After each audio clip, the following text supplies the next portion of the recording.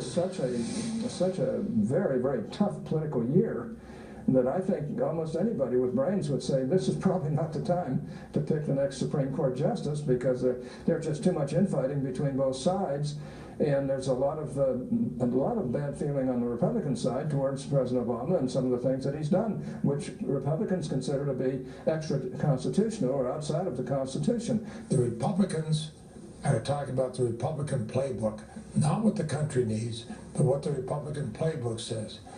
This is the playbook we should follow. The Constitution.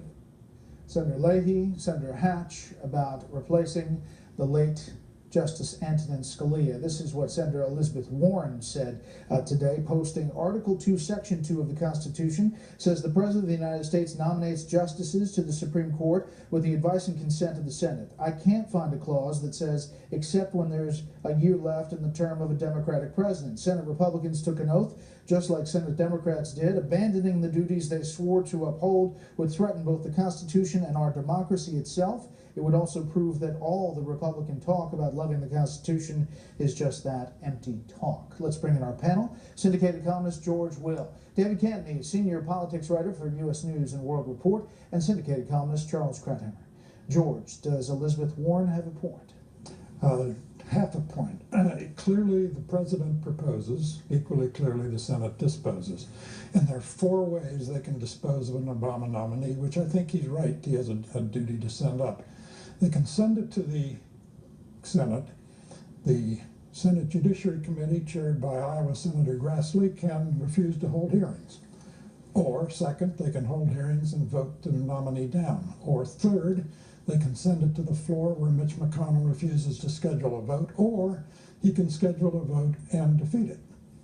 All those are within the Constitution, as Elizabeth Warren surely understands it. But 2 of those 4, David, do they provide problems for Republicans in an election year if they block either the hearing or the vote on the floor?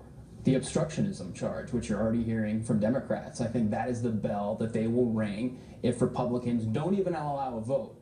Look, it takes 68 days, average Supreme Court confirmations. We have about 340 days left in Obama's term. So there's enough time to do this, and the Republicans have the votes to stop any pick. But what if President Obama puts up a consensus pick, someone who's gone through, already confirmed by the Senate at the appellate level. Attorney General Lynch. Someone who's been through the process before, and he dares them to defeat it. A lot of the Republicans are saying we're not even going to have that vote. I think that's the calculation they have to make. We know they're going to defeat whoever he puts up, but will they take the vote? Charles. Look, Robert DeBork had been confirmed earlier to the D.C. Circuit Court, and he was denied by Democrats. There was nothing wrong with turning down a nominee who had been okayed for a lower office. Look, the arguments from Elizabeth Warren and all the others on both sides are completely hypocritical, almost embarrassingly so. Everyone knows that if the circumstances were reversed, if there were now a Republican president who was in office and he were to nominate someone in the last year of his presidency with a Democratic Congress, they would be making the reverse argument. In fact, they made the reverse argument. That actually happened in the George W. Bush term.